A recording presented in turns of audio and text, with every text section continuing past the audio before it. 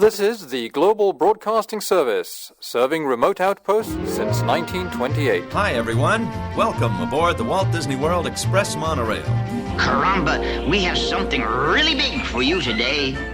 Welcome, foolish mortals. Now then, hang on to them hats and glasses, because this here's the wildest ride in the wilderness. This is the DBC Pod with Phil Schoen and Jason Dodge.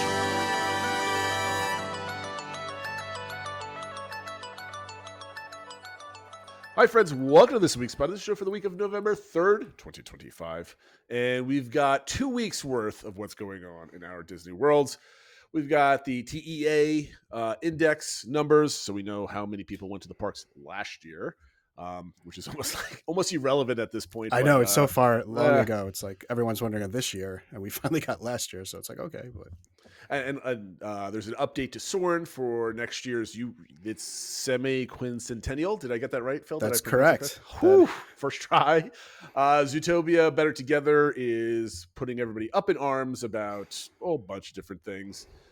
Disney adds more characters to Jollywood. 2026 tickets to Universal will allow you to hop into Epic. I could have sworn we talked about this, but that was within the last 2 weeks. Phil already has some changes to his trip plans, so there's more stuff's in flux. And, of course, the DBC engagement, Would You Rather? But first, before we get started, we want to welcome new members to Discord and on YouTube. Rackable1849, 4-heart person, I think. Sean Adkins, 450, Geo, and Tenariel, thank you for joining Discord. Hope you joined the conversation. I know some of you guys were very excited to hop in. And, of course, on YouTube, RJJ1982 I. I don't know if there's a way to pronounce that, but thank you very much for subscribing. So if you're watching this, please subscribe, please like, and leave a comment. We all like those type of things. And if we mispronounce anybody's name, leave that in the comments. So we Yes, that's right. There we go. Content engagement, Phil. Engagement. All right, so first, Phil, let's go over all this news. I don't know how fast or slow this is going to take, but let's get through it. Yep. So there's some new things that have opened up at Walt Disney World. The first one is that Astrofizz is open. It replaced the Cool Ship. So we've been following the construction of this in our construction updates for a while. But Disney kind of quietly opened it just one evening. It was like, it's open. And now it's open fully. It looks really cool, especially at night. It's got like kind of moving lights and stuff like that. I would say the food offerings seem a little bit lacking. It's nothing special. It's kind of like icy drinks and then churros with Coke flavored syrup on them that apparently you're like, well, it's still a Disney World churro, so it's not any better than any other churro. No. So it looks really cool. I think it adds to the kind of the vibe of the area, especially at night, but I don't know if I'm going to be seeking it out for to try the food. I'll seek it out to take a photo of it, but that's about it. I think. I haven't seen it at night. I just love the colors of this. I love the design. I think it fits in wonderfully. So definitely looking forward to seeing more about it. Just the way it looks at night, I should say. Yeah, for sure. The other new thing is that Zootopia Better Zoottogether, the show at the Tree of Life and Animal Kingdom that officially opens on November 7th, so just a couple days away from our recording of this show. But previews have started. It started, I think, with cast member previews and media previews, and now we're into like annual pass holder and DVC and stuff like that. I guess my first question, Jason, is have you watched, or are you going to be seeking out like a video of this, or are you going to try to stay spoiler free, or are you just not really caring too much about this one? I don't really care too much. I mean, I guess Disney put out a video of kind of like people coming in and out of the show, sitting down. It was like the first like minute or so of the show or something else like that. I saw that. Looks cute, whatever. But I was rather busy this weekend, so I didn't really like sit down and watch any of the previews and kind of forgot. So, but I came in Monday morning with my cup of coffee and everybody's up in arms about it. So what happened, Phil? Yeah. So I haven't seen it either since I'll be down there in just a few days, hoping to see it on probably day 2 of operations. So I'm trying to stay spoiler free. It's pretty hard to not see anything, but I haven't watched any of the video or anything like that, but have seen some photos and stuff like that on social media. I do like that they seem to be having a lot of Easter eggs in the queue and stuff like that, and having some of the repeat of the fake billboard signs and stuff like that. So a lot of Easter eggs going on. One of them that people pointed out is that they've apparently introduced a new character named Joe Rodent, who is a tribute to Joe Rohde. So it's like a squirrel or a rat or something like that with a big earring as tribute to Joe Rody. So I thought that was cute. But what people are up in arms about is, well, obviously there are a lot of people, a segment of the population that was not a fan of Zootopia going into Animal Kingdom at all, because it's anthropomorphic animals, not really about animals in their natural habitat. And apparently now part of this, and you can see this through posters and signs that they have in the queue, so not even in the show, is that they're talking about Zootopia Day, and that it's about everyone coming together, and prey and hunters and stuff like that. All the different types of animals now are like no longer fighting each other and actually are coming together. And to celebrate that, they changed the backstory of the Tree of Life, and it's that part of this celebration was carving all the animals into the Tree of Life. So now the Tree of Life has been carved by the animals, I guess, from Zootopia, but they didn't carve them looking like Zootopia animals. They look like real animals. So I don't know. It's a little confusing, and it sort of changes like what was supposed to be natural, like a natural celebration and reflection of real animals and the real habitat and stuff like that, is now with these anthropomorphic animals. So a lot of people are like, basically this is the exact opposite of what the park's supposed to be about, and they're getting upset about it. So I mean, to me, I don't really think it matters too much. I mean, like you can have two definitions of what's going on, right? You can have the Tree of Life and whatever you believe it was supposed to be before the show opened up. I think it still is. I think the characters in a 3D cartoon can make it their own, just in that own story, and not be like, now this is the story of the whole park. I think you can have both things in once, and we can expand I believe that we could expand our imaginations to have two truths going on at the same time. We have the animals in the show interpreting it one way, and us humans can interpret it way. To me, I think that's rather silly, because I didn't think there was a backstory for this tree anyway, other than it's just, part of the living land that was in the park, right? It was just supposed to be the icon of the park, and this was a representation of animals, and kind of goes from the top to the bottom and stuff like that. It's just supposed to be a naturalistic interpretation of that. Now, I have sympathy for people who don't think that Zootopia belongs in Animal Kingdom because of the anthropomorphic animals. I'm not going to have a good day today pronouncing all these long words. I personally don't think that matters too much, because you have all like the Fab Five and all these other characters walking around, and I know there's exceptions for Mickey and everything else like that, but to me, it's just like, well, you have exceptions for one, why can't you have exceptions for the others? I don't really think it breaks the park. I mean, obviously it's a cheap connection, because hey, they're animals, they belong in Animal Kingdom, right? They could go in other parks. I understand that. Again, this is going to be a very low attended show anyway.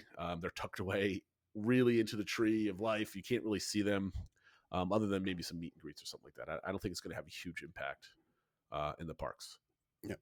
I don't know. I know you're opposite of my feelings on this one. Well, I don't know if I'm not as opposite, probably as strongly as some of the super strong anti-takes that have been out there. I am not supportive of Zootopia being in Animal Kingdom.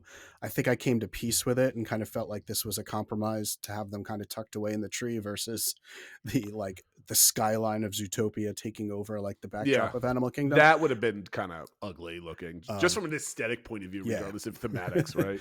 So I think I came to terms with it, and now they introduced this other thing where they've taken over the backstory of the Tree of Life, and it kind of feels like they didn't need to do that. Like, I don't know if it's like Imagineers trying to like justify why the show is taking place in the Tree of Life or something like that, but it kind of feels a little forced and didn't need to happen. But where is it shown that this is what they did? Is it like in the queue, or is it? Yeah, it's in the queue. Show? There's like 4 like plaques sort of that kind of tell the history of the day of Zootopia Day. And so if they changed to 4 plaques and it all goes away, is everybody gonna be happy? I mean, well, there's still probably fine things to complain about, but this is the thing they're complaining about. This thing, right? Yeah. I mean, like, it's not even in the show. Like, everybody's complaining about like different queues not doing different things, but now here's the one like they did too much, and then I don't know. To me, it's just like, it's a fun little Easter egg that you can kind of read as you go in, and then you go about your day. So I'm reserving my full judgment until I see the whole thing. I wasn't a fan of this coming up. Maybe it'll make sense when I see it. I don't know. Overall, people seem to think it's a pretty well done, like kind of 4D, 3D show. Maybe aimed a little too young, like more just at younger kids versus being for everybody. I don't know. I'll give you my review, I guess, next week or whatever. But hey, it's a new thing in Animal Kingdom. If it brings more people to the park, I think that's a good thing, which we'll probably comment on a little bit when we get to the TEA figures. Let's not also read certain Twitter accounts from certain past Imagineers on this Oh, whole thing because it's yeah. being ridiculous. I'm not gonna. I won't bring it up anymore. But go look at that. It's just shake your head and just like I just don't understand some people. What's next, Phil? Yeah, moving on. Quick thing about Universal Orlando. They've put out information about ticket packages for next year in 2026. And the key element is now that there won't be any tickets that if you have park hopping in your tickets, it won't be just for the original Studios Park and Islands of Adventure. You'll be able to hop to all 3 of the parks, or if you include the water park option, all 4 of the parks. So this way you buy a 3-day ticket, whatever it is, with park hopping, you could go to Epic all 3 days, or you could go back and forth between the parks and stuff like that. So right now, all it is you have to kind of buy Epic as a standalone day, or as like they have packages where it's like you go to the other parks for 2 days and Epic for 1 day. That's kind of like isolating Epic. Now it's going to be part of like kind of the normal ticket packages. Still nothing about an annual pass that would include Epic Universe. But it's going to be interesting to see what happens now, because before it was sort of limiting how often people would go to Epic. Now it seems like it's just going to be one of the 3 parks, and is the demand there now for Epic, and is this going to impact the other parks? Or it's going to be interesting to see what this does for crowds at that park going into 2026. Yeah, I mean, this doesn't really affect me in any way, just because I don't go to Universal, and going to Universal or Epic for 1 day is just a huge, like, to me, I'd be like, do I want to do Mickey Minnie's Very Merry Christmas Party or go to Epic? I mean, like, that's the level. Well, actually, probably a little bit more expensive. It'd probably be more, especially if you want to include the Express Pass. It's probably at like 2 or 3 parties, or go to Epic. Yeah, I definitely want to go. I know you had a wonderful time. I want to experience like the latest and greatest of like, but I have of like a theme park building. But I have no interest for the other parks at the moment until my kids get a bit older. Everybody wants to do the roller coasters. I think we're almost there. Ultimately, me wanting to go and spend the money is probably going to be conducive of whatever our next big Disney trip is going to be, how expensive their tickets are, or if I get like a ticket deal where I'm like, I could take that savings and take a day at Epic or something else like that. So We'll see. But I'm glad it's normal and no one else is going to have less reason to complain about stuff. I guess it's the annual pass holders that are still left. Yeah, they're still complaining. I mean, I think one good thing about this is of late there's been I've been seeing more concerns with people having not great days at Epic because more rides have been breaking down. Even like Monsters Unchained, which seemed to have been super reliable, is having issues of late. Somebody was there and like 5 of the 11 rides were down at the same time and stuff goodness. like that. Like there's been some rough days. So I know when I was going, I felt a lot of pressure. Like I have 1 day. If something's down the whole day, I won't get on it. So now if you have like 3 days and you can go back and forth if you want, if you plan on doing Epic on day 1 and it's having a rough day, maybe you shift around and you can hop back. Guess. So it kind of helps maybe ease that a little bit. But it's going to be interesting to see. And I think it could really negatively impact attendance at the other parks, but we shall see. Yeah, we'll see.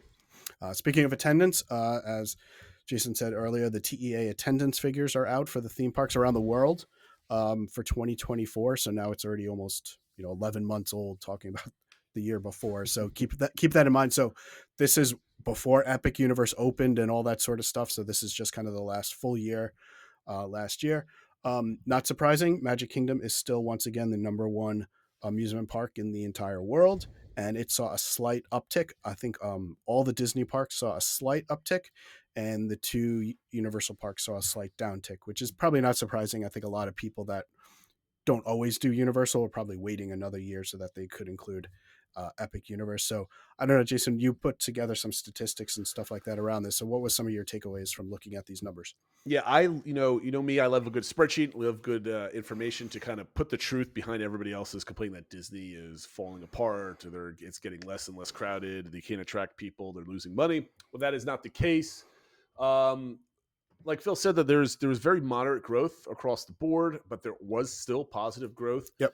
For example, we saw approximately about 400,000 additional guests from 2023 versus 2024. The most flat park was Animal Kingdom. Surprise, surprise. But actually, Epcot, I think, saw the most. I don't have the percentages in front of me, unfortunately, but everybody saw like basically 1% or less growth for that part. But what I thought was interesting is how do we take context of where the numbers are today versus where they were during peak Disney World, which was in 2019, right before COVID? So Magic Kingdom is at 85% of its old capacity. Essentially, back in 2019, they had nearly 21 million guests throughout the year. This year, they had nearly 18 million guests. So they're down about 3 million guests per year. Hollywood Studios is actually closer at 90%.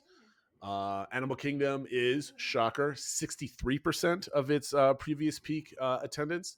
And then Epcot is actually the closest back to the 2019 attendance at 97.5% of what it used to be. Just to kind of give you an idea, that's 12.1 million versus 12.4 million. So about 300,000 guests away from where they were at the all-time top. Phil, from comparing 2024 to 2019, what are your takeaways? How are you feeling about that?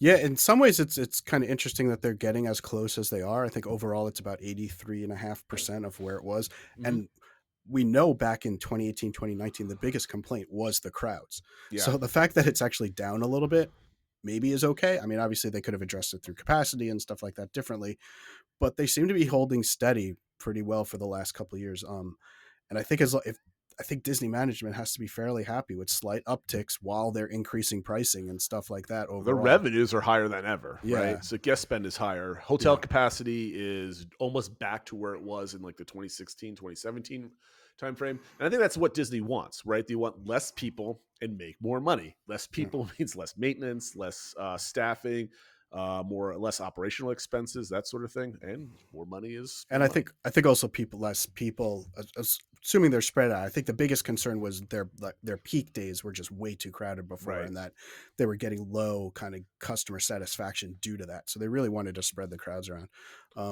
The other takeaway, and I think you'll be getting to this a little bit, is how it relates to new offerings at the parks, and especially new lands or new major rides. I think that's one of the reasons Epcot is so high, is it had its kind of update sort of post-COVID. So its numbers before COVID were maybe down a little bit. But when you have the updates that all through the park, and especially adding Guardians, I think that's one reason it's doing as well as it is compared to pre-COVID. Mm-hmm. Whereas Animal Kingdom, it had its big update right before COVID, with Pandora being added. And actually in 2019, it was the second highest park. It was at a higher attendance than Hollywood Studios and Epcot, because I think Pandora was drawing so many people in. But now that the luster's sort of fallen off Pandora, not that people don't like it, but it's not enough to get people to go to the park if they weren't going to go anyway. And obviously now so many things going away and the new stuff coming in just a couple years. It's not surprising Animal Kingdom is so low.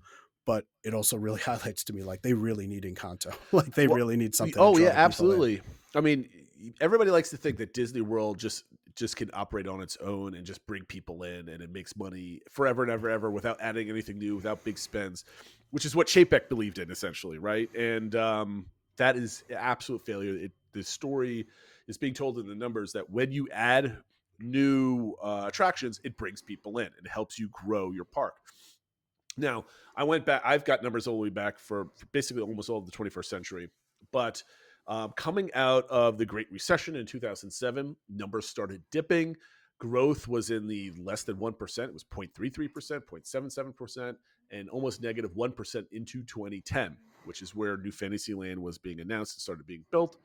And then once it opened in 2012, you saw 2% growth, then 3% growth, and then 2% growth leading into 2015 with 4.7% growth. You could see I give each big addition the year it opened plus 3 years of word of mouth and getting your finances and planning and all that other stuff. It's about 3 years before things start taking a dip. In 2016, we saw negative growth. And then 2017, when Pandora opened, we immediately saw 4% growth. So it's still positive from 2015 at this point. So they basically took whatever they might have lost in 2016 to, and this is over the whole resort, not a particular park. Right. Pandora saw 4% growth, 4% growth, and then in 2019 started petering out at just shy of 1%. And I'm not going to mention 2020 because obviously everybody knows what happened then. But in 2018, Toy Story Land opened, which helped boost those numbers even more. And then unfortunately at the end of 2019, we saw Star Wars Galaxy's Edge open, and that's basically tells the story of what happened. However, which I think because you had all this pent up demand from Toy Story Land and Star Wars Galaxy's Edge, You saw a roaring back in 2021 with a 50% growth, 23% growth in 2022. And then because Guardians opened into 2022, you saw then growth in Epcot, which led to today's numbers with like 4% growth in 2023. I think by 2023, we were kind of like everybody had my pent-up demand kind of out of the system type of thing. Yeah, So the revenge travel was kind of petering out then.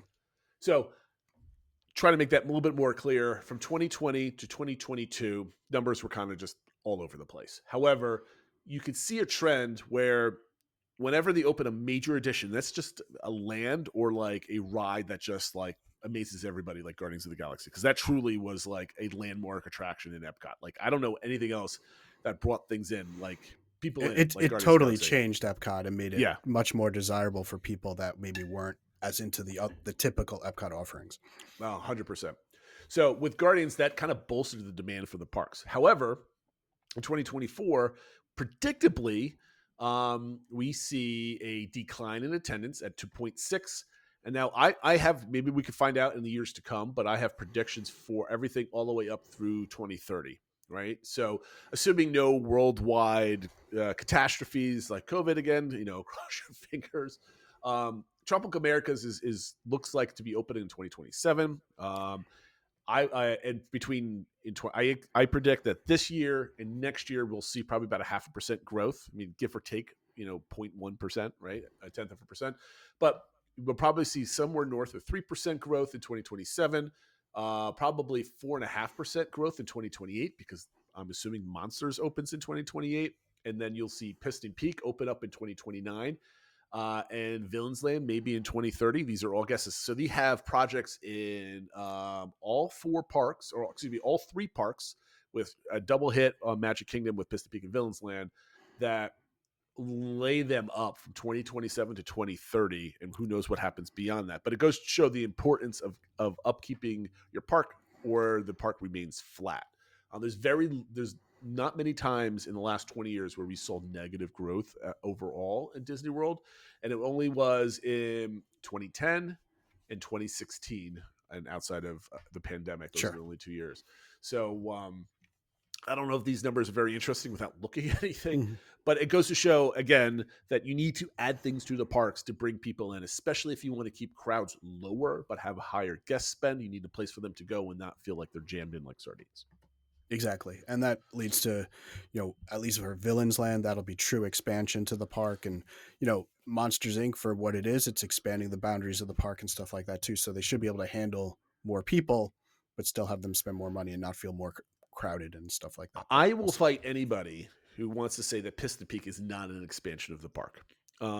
Yes, it's using the same footprint that's something in, but there's going to be more walkable land for people to walk in, absorb traffic, people going from one area to another. It's going to make the park feel less full because there's new avenues to walk. And I think that's what's important, right? You don't have that bottleneck by Big Thunder or kind of around the corner to Haunted Mansion. You're going to spread those people out even more, I think, which is going to be highly beneficial to just everything in that area. For sure. To me, it's an expansion, and operationally anyway.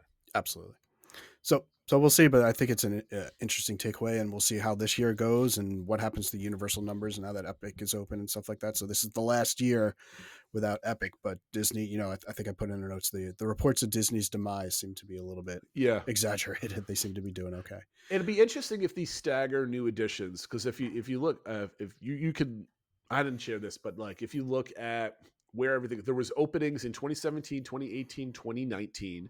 And then I think Guardians or Tron would have been opened in 2020 or 2021 normally. And then Guardians would then start that staggering again, Guardians, and then who knows what they had planned at that point to go forward.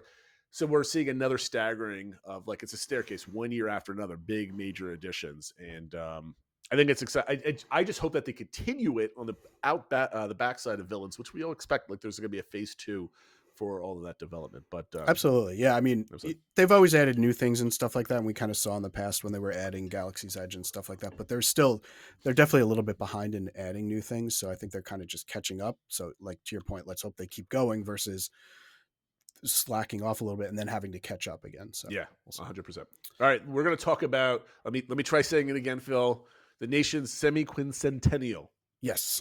All right. Well, what are they doing? So this is the 250th anniversary of the country. It's much more complicated versus our bicentennial that happened 50 years ago. But next year is the 250th anniversary of the founding of the United States.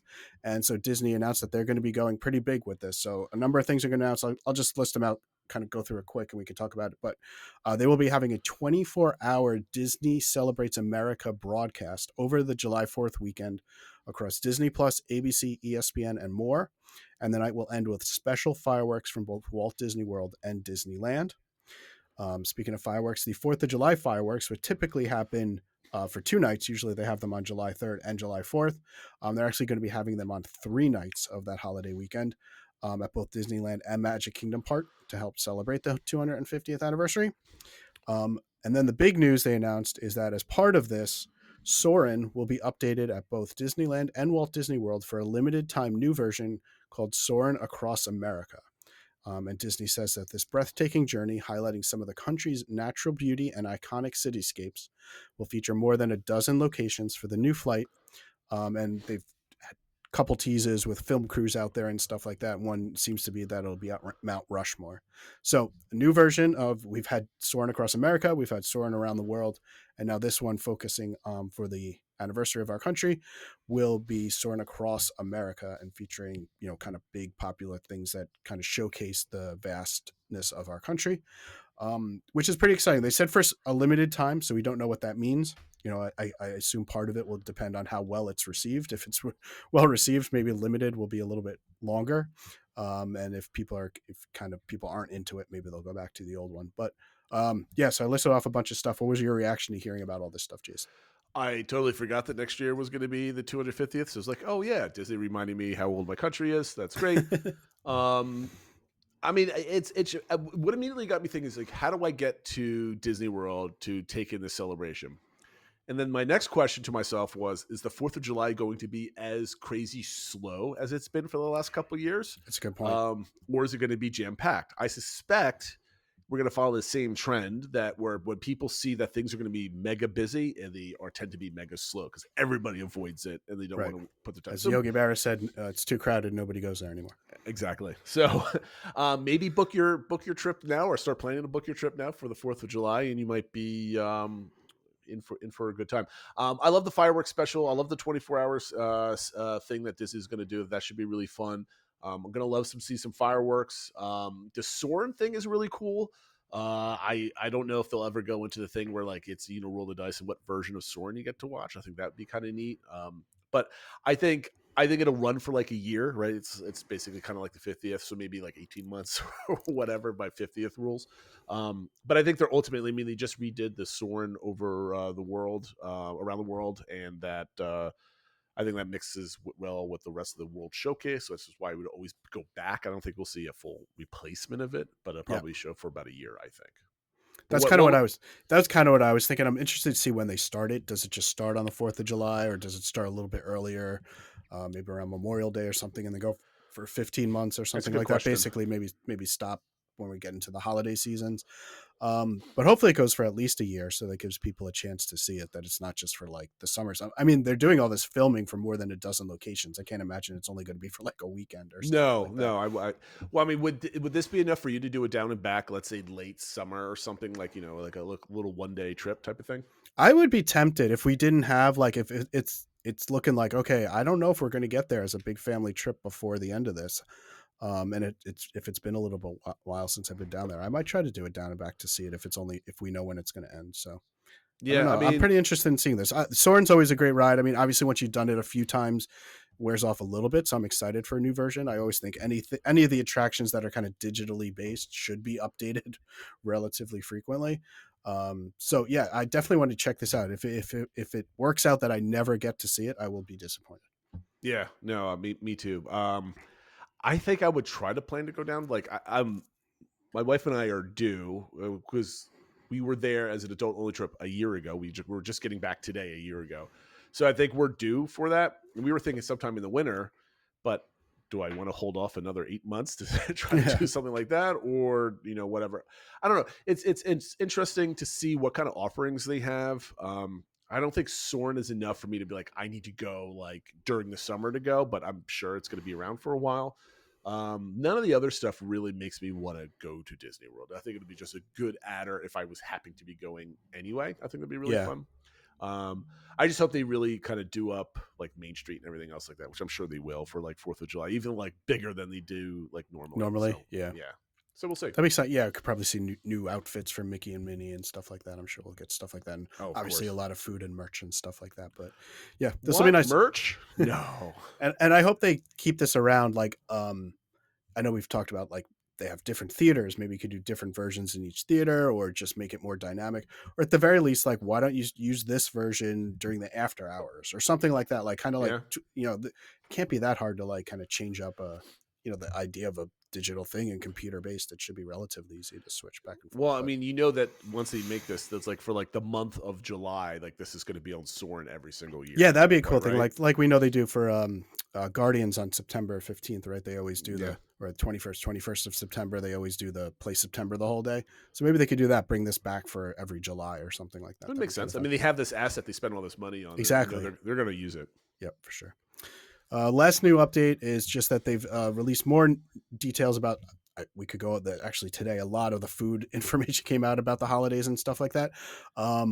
Not just for the parties, but I found it interesting. They released more characters that are be coming to Jollywood, and probably the most interesting of which. So they've announced that Miguel, Bing Bong, Partysaurus Rex are all coming. But the big one that got a lot of attention is that Chewbacca in his Life Day outfit will be appearing in Galaxy's Edge during Jollywood Nights. So that's, people kept wondering, like, are they going to bring Life Day to Galaxy's Edge in Florida? And it seems like in a way they are, but only you have to pay to go to Jollywood Night to see it. But I think it's nice that they're going to be using the full park, that Galaxy's Edge hadn't really participated in Jollywood Nights before. Mm-hmm. So I think this is spreading that around, and it's making it another unique offering.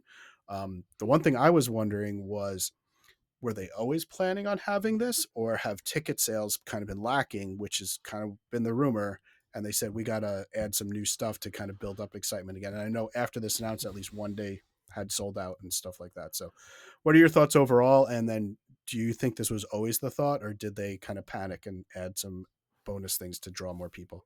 I mean, I don't think it's a panic. I think they always have these things up their sleeve, or they would have like spoke about this one right before everything was going on sale, right? It doesn't make sense to announce this after tickets have gone on sale. I like the idea of Jollywood Nights. I know our friend Matt loves to go to Jollywood Nights. He's going again this year. I would love to go.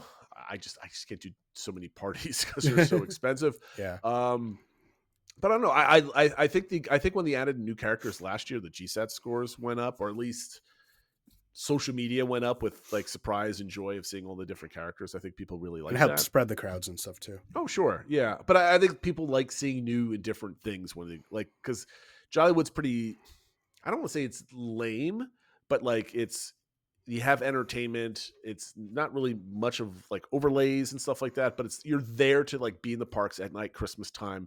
You want to see more like Christmassy like activity, because unlike Mickey's Very Merry Christmas Party, there's no parade, there's no all these big extravagant things. They need to add more to, the two main things are kind of like enclosed more or less, right? The two big shows and stuff. I guess they have the ice skating out there and then Jingle Bell, Jingle Band, but that's just the one thing. No, I agree that more things that are out and about and seem special kind of adds to the whole environment for sure. Yep. I didn't look at this, but are the hours still reduced versus the Magic Kingdom party? I know they added a half hour to Jollywood Night. So I don't know if that still makes it like maybe a half hour shorter than Magic Kingdom, but they did extend it a little bit. You could get like for Magic Kingdom, you get in at 4. Are you still able to get in the park at like 6 or 7? I think that's where they moved it up. That it used to be 6, and now you can get in at 5:30. Okay. Oh, that's what they did do it on the back end. They did at the beginning part. I think they should just allow people in at 4 o'clock, just like anything else. But maybe next year if sales of tickets aren't that high. But I guarantee you more and more is going to sell out as it gets closer to some of these dates too. I mean, gosh, it's already November, so maybe those dates after or starting like what? When does Jollywood start? It starts this weekend. So I think Saturday is the first one. Yep. So all right, people have to start buying tickets, or Disney's going to get angry. And that's it for the news. All right, so let's go into some construction updates. gosh, we got 2 weeks worth of updates here. Nothing major, but we got a lot of little things and stuff like that. So I'll start at Magic Kingdom. One of the latest ones was Drew the Disney Dude had a really cool video on Twitter, or a snippet of some ride vehicle testing at Big Thunder Mountain. You saw some of the vehicles kind of crest the hill. I think it was 2 days ago, Phil. I think I saw that sometime over the weekend. Yeah, it was over the weekend. So that means probably the ride might be open within the next, like, probably 40 to 60 days, somewhere in that time frame. Yeah, as far as I know, and in Drew's thing, it still said 2026 opening, so it's not like it's going to open this date. But oh, really? I mean, this is So, but maybe that means earlier in 2026 than we originally thought. But okay, we'll see. You never know; they could surprise. Disneyland. I know we were not covering Disneyland construction here, but their Big Thunder Mountain was doing kind of regular maintenance, and it opened about 3 weeks early. So they seem to be moving things ahead of time. So maybe it'll wind up opening earlier than we think. And we know that they're moving pretty quickly with all the projects in the parks. Another thing is, I saw a picture. It was this morning on Monday. Rivers America update. It's just more demo. They're really grading out the bottom of the river. You could just see more like just moving dirt and things taken away. From the shots, from what I saw, I thought I saw more trees were being taken away. It was just more open, but that could have been just some of the buildings being gone. It's just now that's clear. It just looks clearer, right? Because we've been looking at bios pictures, and these are pictures like from over the fence. So a different angle might just mean my eyes are playing tricks on me or something like that. But progress is progress. I thought that was rather interesting. In Animal Kingdom, the snack stands in Dinosaur Land are closed. That was of I guess just recently. Yep. It's funny. We were watching Mammoth Club 2 nights ago, and they were doing. They had this really silly challenge where they put arbitrary values to rides and experiences and foods and stuff like that. And Molly and Alan chose what they wanted to do, and Molly just did everything in Dino Land because I guess she that's one of her favorite things. And one of them was at the snack stand, and the ice cream sandwich that you can buy, like a soft baked cookie with ice cream, they make it in front of you. And she just looks sad eating it. So I guess that's what closed. I guess that's the reference to that. Harambe Market is also closed for their refurb. So that's going down. And did we talk about this on last week's show? But the food stand, basically through directly across, if you go through the store on the other side, I can always forget the name of it, but it's always open for just breakfast. But now it's also open for lunch and dinner. I think you meant Kusafari, yeah. I think you mentioned this last show. I think we mentioned that that's what they were going to be doing, was they were going to be kind of moving some of the popular items from Harambe Market around. But it seems like they've also added a few things at a few of the stands, like a Colombian hot dog and stuff like that. And so some of those places have opened, and we're starting to see the food reviews of some of those items. So it seems, it stinks that Harambe is closed, but there are definitely new offerings around the park, and it seems like more places to kind of get some things and some unique things. So we'll see. And one of the things that you'll have to give us some intel on, there's some structure at the base of the Tree of Life that's being built right now. This was first reported on a week ago, but I've seen more pictures of it being picked up here and there. I have it listed twice in our construction updates, but I know if this is the one you're referring to, they were putting up a lot of screens and netting over the queue to get to Zootopia. My understanding is that it's just temporary while they're doing some work to the Tree of Life. And just they're afraid of things falling safety stuff on people. It's safety stuff. So I don't think it's going to be a big permanent thing, but we'll have to see. I don't know how long it'll be around, because it does look like just kind of boards and netting and stuff like that. So a couple of things at Hollywood Studios. You gave me all these updates, and I already had these in here, Phil. Oh, thank you so much. I have this in twice. They removed the marquee for Muppets Vision 3D. That was all kind of tarped up. Now it's removed from the building, so it's now a flat surface. So it's nice to see that. Hopefully they took it and put it somewhere very nice to put it in the archive somewhere, which we'll never see ever again. But it'd be nice to know that it's somewhere. It's probably sitting next to the Ark of the Covenant somewhere in a building. There's the new popcorn stand was installed in the Toy Story Land. You can see all the graphics and everything else like that. I didn't really notice that it was popcorn until I looked really close, but I had a bad angle of it in some of the pictures. But it looks it looks like the building is kind of made to look like a kind of old school popcorn bucket type thing. So I think the idea is they'll have other things there besides popcorn, but that's what it is. It's going to be a snack stand theme to kind of look like Andy made it out of an old popcorn bucket. Yep. And the last update is that there was a permit filed for Mama Melrose, so the constructions are something's going to happen in that restaurant as things move forward.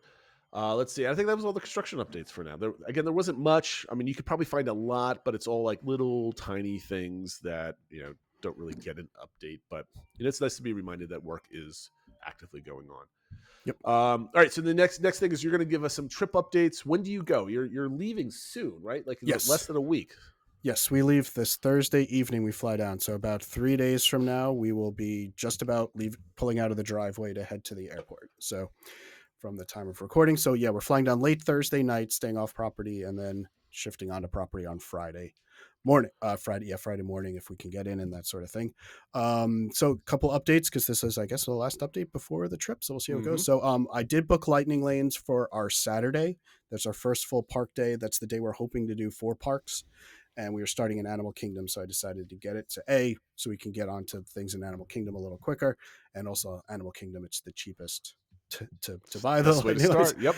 I was hoping to get for the new show, Zootopia Better Together, just so I don't know how long the queue is going to be on day 2 of operation. But even as early as I logged in right at 7 a.m., 7 days out from me, so 8 days from booking. The earliest they had was like 3:00 in the afternoon for that one, and we might already be hopped by then, so I didn't want to. That's crazy. To book that. So I keep checking just to see, and it kind of keeps just pushing out. They're still available for the day, but just later in the evening. But let me ask you this: if you can't get in, are you willing to wait on the line, whatever it is, or hop back to the park at a later date, or be like, I'll see it the next time I come to the park? A goal of ours is definitely to see it, at least for me. So we might rope drop it. I don't know if it's going to be open during early entry or whatever. But yeah, we're definitely going to try to see it. I think we'll just stand in line if we have to or whatever if I can't get one. But I'll be checking the day before and that morning and stuff like that because I think some things will come available. Currently, we have them all booked in the morning. We have the Safari, Everest, and Navi River. So that's perfect. Kind of the other ones. The only other thing is if we want to say goodbye to Dinosaur, but even with people saying goodbye to Dinosaur, it's not getting more than like a 15-minute line. So I'm not too worried about that. But yeah, so that's, it's always exciting. Another planning thing happens. Overall, I think I did okay, but I was a little surprised about the show. But maybe they're only having so many available for the shows or something like that. I don't know. I think they're probably keeping it light so it's not packed for like day guests that are coming in and want to see the exactly. Yeah, that's what I'm hoping. So hopefully we'll only have to wait 1 or 2 shows or something like that. The other thing that changed is as I mentioned before, we're going down to see my daughter's orchestra band play at Disney Springs. She's going down with her group and they'll be separate from us, but they did announce that night, Friday night, if parents want, the kids will be back at Disney Springs and we can like quote unquote check our kids out of the group to have dinner with them. So my daughter wanted us to do that with her. So we will be doing with her. And I think we're also going to be checking out one of her friends whose parents aren't coming. So we're going to have dinner for that. Obviously it was only a couple weeks out, so not every option was available for dinner on a Friday night. But what we have booked for with them is Morimoto's, which we haven't done in quite some time. Okay. We're actually thinking, we've always enjoyed it and that sort of thing. So I think we're looking forward to it. The other thing we found out though is a good friends of ours who have a place down by Disney are actually heading down earlier than they thought, and they will be there as well. So they're going to come over on that Friday and see my daughter perform as well, and then we're gonna have lunch with them. So we currently very cool. So we currently have lunch booked at Raglan Road with them. So we went from having like taking things easy to now having like 2 reservations made for Friday and stuff like that. So that's good though. You're in the same area. You're gonna do some shopping. You're gonna have fun. You're not really pushed to do anything. So I think you have a good time. Yeah, and that we don't have a park that day or anything. We are hoping in the middle of the afternoon between the 2 meals to go over to and enjoy our included access to the water park. But that's the only thing we have booked for that day. We'll have dinner and they'll head back to the resort and hopefully get to sleep a little early because the next days are starting at Animal Kingdom early entries at 7:30 and stuff like that. So hopefully we can get up and get going and maximize our time there. The other things that have happened is they have no longer have any showings of Festival of the Fantasy planned at Magic Kingdom for either Saturday or Sunday. Currently, it just says not offered those days. Rumors is that they will be filming the holiday parade then. So it kind of threw me off because it's like I wasn't planning on there being a holiday parade, and like, should we go see the holiday parade? Because that's our only chance to see the holiday parade. And I don't know, is it going to be crazy with there being tapings? Is it going to be like hard to navigate the park and stuff? So we're going to play it by ear. Saturday, we're not going to be at Magic Kingdom during the time when they would probably film it. If we do it, it would be Sunday. I don't know. We'll see what we're up for or not. I think it'd be kind of neat if we're in there just to see the parade. I don't think we're going to try to like get in for the filming area or anything like that. It would just be to watch it in Frontierland or something like that. But just another thing that we'll have to, kind of adds a little wrinkle to the plans and stuff like that. What's going on? I mean, to me, like, I think that's kind of cool. I like the idea of seeing something that's different that I've never seen before. I mean, I know you guys aren't big parade people. I just love watching them do things different. Like, we could always go back to Magic Kingdom, do the same things, and we go so often that, it is what it is. I would try to be there for the taping just to see it. But again, it's hard to feel like, okay, I'm just standing around just for this too for it. So I don't know what I would do. I would think I would want to try to do it, but like I might get there and get antsy and just end up. I think that's what I'm wondering about is like, if I knew it's going to be like, okay, show up at this time and it's going to take this long or whatever, then I'd probably make it work. I'm just afraid that we go there thinking we're going to allocate 90 minutes to whatever, and then it winds up being like 3 hours or, I don't know. Or just like, it's hard to navigate the park. So I'm just a little antsy about the logistics of it and stuff like that. I'm sure it'll work out in the end and we'll figure it out, but it's just another thing kind of going through my brain. And then the last thing is that, we get the email updates from touring plans if they make changes to either Disney makes changes to the park hours, which we've been getting some of, or if they make changes to their crowd level predictions. And I just got some today, and some days it's lowering and some days it's higher, raising. And the big one is that on Monday, which is the day we're going to focus on Magic Kingdom because that's a party day, but we're thinking of then going to Epcot after. They've lowered it to Magic Kingdom. I think it's down to like a 4 or something like that. But Epcot, they have up to a 9. Now, no day this year has been a 9. So it's like, that's going to be the most crowded day of the year so far. So I don't know. We'll see how crowds actually are, if they're matching up with the predictions or not. But they've lowered it for Hollywood Studios and stuff. So maybe we'll plan on doing more Magic Kingdom, maybe just pass through Epcot and kind of end at Hollywood Studios that evening if it's going to be lower crowds over there. Did they change? Is there anybody like playing at Epcot that changed, and that's why all of a sudden people are going? I don't know. I think they're just predicting. It just seems like crowds are up kind of this week into next week. I think it's like Jersey Week, and there's the holiday with Veterans Day and stuff like that. And it just seems like more crowds are predicted in general. And then Epcot has the deluxe after hours that night. So I think it's just with the party and then the deluxe after hours at Epcot, like everyone had the same idea we had. Who going from Magic Kingdom to Epcot that night and things. So I think it's just kind of amplifying that movement. Good luck. I have nothing to say other than like when we were down there. Goodness, when was it? I think it was just my wife and I last year. Like Boyz II Men was playing, Epcot was packed. It's what I would imagine a 9 would be, at least for those like 3 hours. Yeah, and it was dreadful. So I forget who's on what day. I know that between the days that were there, the 2 artists performing, it was Jordan Sparks and David Archuleta, I think. So I don't think they're anybody like super popular, but I don't know. I'm just saying, like, the park was busy, right? Yeah. So like Epcot at a 9 is not my idea of fun. So like, get ready to be able to like bounce in and bounce out. Yeah, so I think my plan is knowing that we can't really count on getting to stuff at Epcot on Monday, probably try a little bit more to get in what we want at Epcot on Sunday, which I think will be a busier day for Epcot, but we'll see. Okay. All right, so on to our DVC engagement for the week, unless you have anything else you want to add to the trip. All right, perfect. All right, so we played this week, and I don't think we have the community answers in here. So, Phil, why don't you pull up the community answers? I have a chart there. I charted them all. Oh, you know what? I'm reading the blue tag above it, and that's why I'm confused. Okay, never mind. My bad. Okay, so add it on the fly. There you go. You're good. I am no longer confused. Excellent. All right, so if you remember from 2 weeks ago, we asked a would you rather question. We have 3 different questions, and the first one was we'll do this one by one, Phil, and then we go over all the communities. Would you rather, Phil, stay on property for 5 days, but have to leave the park before 8 p.m., so no fireworks, no nighttime spectaculars, or stay 3 days and be able to stay after 8 p.m.? So what did you pick on this one? So this obviously it's always tough to know to debate between fewer days or less days. I just can't imagine going to Disney for like multiple days and not seeing any of the fireworks and stuff like that. So for me, I picked the 3 days. I would be there for 3 days, but able to stay past 8 p.m. and get to see the fireworks and stuff like that. If I have to leave at like 7:59, I think I would pick 5 days. And the reason why that is just a longer vacation. It's going to be nicer. I can do more things. As much as I love watching the fireworks, and it's a main integral part of my trip, staying 5 days means I could stretch out my park. I can hop. I can do kind of, catch up on different things. If you're going 3 days, you're going hard for 3 days and then you're leaving and you're done. I think you can have a little bit more vacation than vacation with 5 days versus 3 days.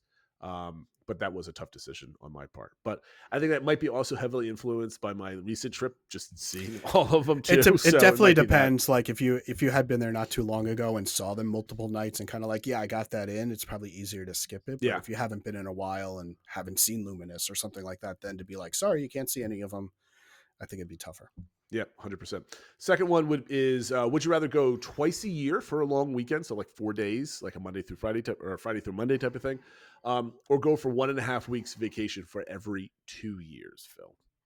So this was interesting because it's literally how I think our vacation patterns are going to be moving, in that we used to be doing every year like a 4 or 5 day trip. But I think we're going to be shifting to doing something like every other year, a 1.5, 2 week trip. So I'm leaning towards that. I have to say though, in my mind, in reality, I'm sure we'll mix in like a down and back or something like that. Sure. But I'm assuming for your question, it's like, no, you literally cannot go to a Disney park for 2 years before you go, right? I assume that's the question, right? I mean, yeah, like so basically you get to go every other year for a very long trip. Now, if I say to you that, yeah, you could do it down and back, sure, but it would have to be like a down and back type of thing. Yeah. Versus not being able to go for a long duration, but you're going for 4 days, you're going for 8 days a year, essentially, every year. Yep. So I think, assuming we could fit in a down and back or two, then I would do the 1.5 week vacation every 2 years. If it was literally you can't step foot in a Disney park for 2 years, then I would pick the long weekends each year. So I would definitely, even in both scenarios, I would go for the 1.5. The reason why I say this is because, like, you haven't done a year and a half. That would be a long vacation. A week and a half vacation at Disney. It is something different. It's, I'm privileged to be able to do something like that, but like, it's absolutely fantastic to do like a 10-day trip. You feel like you're living there for a short amount of time. You truly get the vacation feel. You have a very large segment in the middle where you're not thinking about like arriving and getting into place, and you're not, the departure date is still far ahead in the future where you don't have to think about it. Like you have that dread of like, my vacation's almost over. Gotcha. And also having the week off or the year off in between trips allows you to become, actually miss the parks. After going, for our big family trip in August or July, I had just been there at the beginning of July. I had been there with you in like whatever, May or April, whenever that was. So I've been gone, and then back in November, I've been there again. So in between our family trips, I had gone basically, 3 different separate times, and it doesn't take the shine off of everything, but it's not like you don't get that feeling like I've been gone too long, and it just you like soak it in when you go underneath the train tracks, the train station, come out into Main Street. Like that feeling wasn't there because it's like, okay, we're back again. It's kind of like I would suspect how a local feels when they go into the parks. Like it's, we've been there. It's that, I don't know, maybe there's time for like the magic to recharge, I guess I'm saying. So I'm going with that's a very long answer for like, yeah, I want to do that. So number 3 is, would you rather have Lightning Lane Multipass and Single Pass for every day, but you have to stay offsite, or have no Lightning Lane Multipass, Single Pass, but stay on site?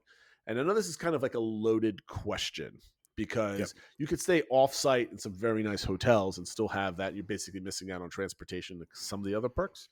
But staying on site means, like, I didn't say like you could stay on site, but you're stuck at whatever hotel that you're normally stay in, versus like maybe you get to stay in a nicer hotel. So I kind of left it ambiguous a little bit. So what do Okay. you say, Phil? So my my initial thought was I could see both depending on the type of trip you're trying to have and that sort of thing. So I don't think it has to be like every trip is one or the other. But given the choice, I would actually pick staying off property and having Lightning Lane multipass single pass every day because we're just not. I don't think we could get there for rope drop for every day, so we're not getting that benefit of staying on property. And I just think we'd struggle with not having it at all. I don't think we need it every day of our trip, but we would want it at least 1 or 2 days of our trip. So between the two, like I said, I think we'd probably mix in different types of trips. But if we had to pick one or the other, I would pick staying off property but having Lightning Lane and multipass and single pass.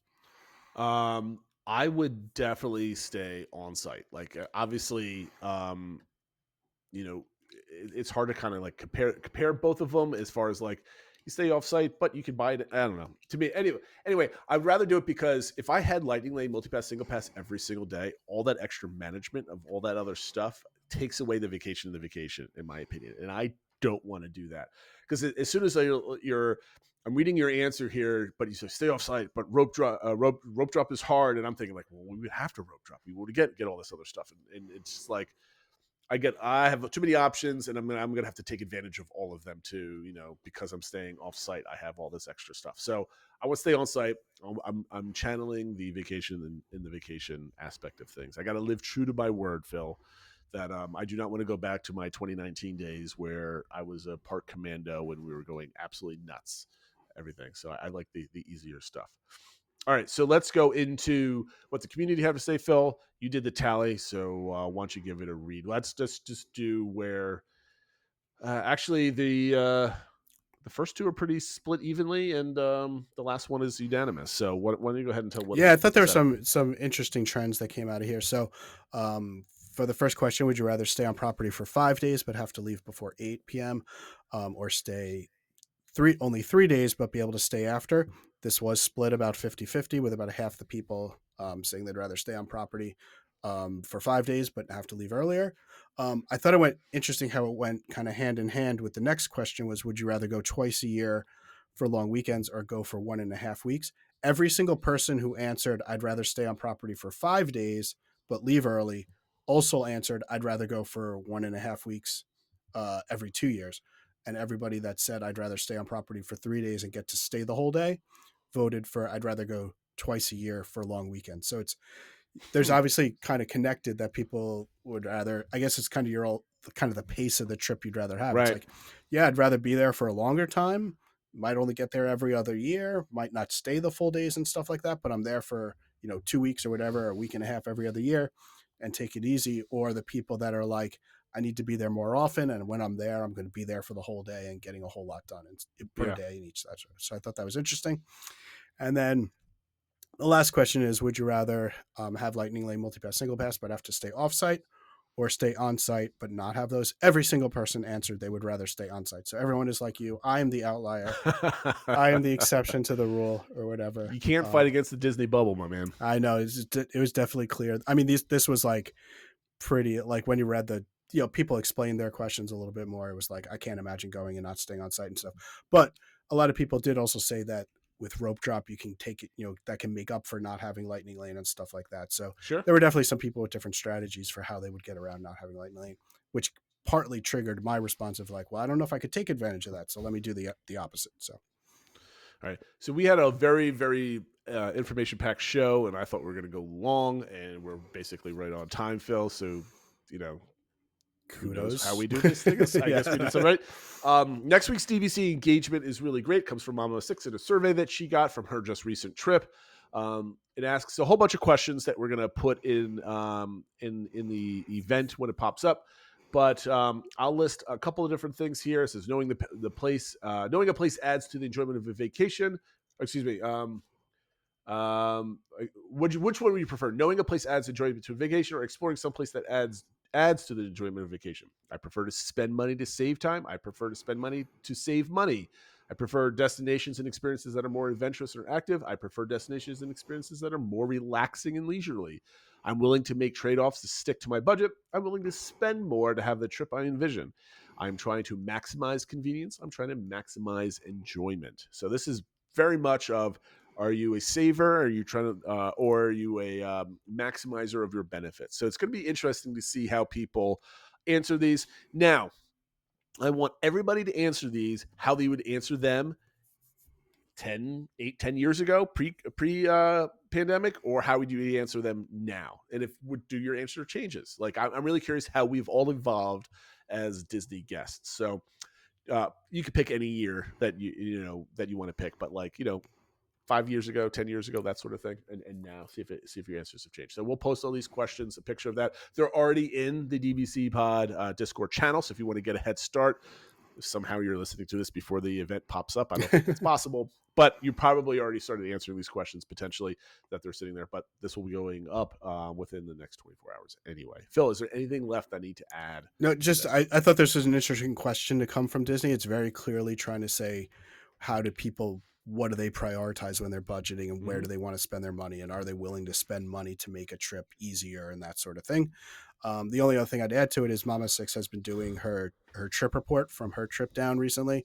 She had a lot of, I don't know if anxiety is the right word, but she was worried about how things were going to go. And they also had their day at Epic Universe and stuff like that. And she's done a great job of kind of recapping all those things. So if you're not on Discord and you are interested in that, hop onto Discord and read her trip report reviews. I think she's got some good stuff in there.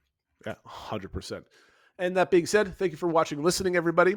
And we'll see you next week. Take care, everyone.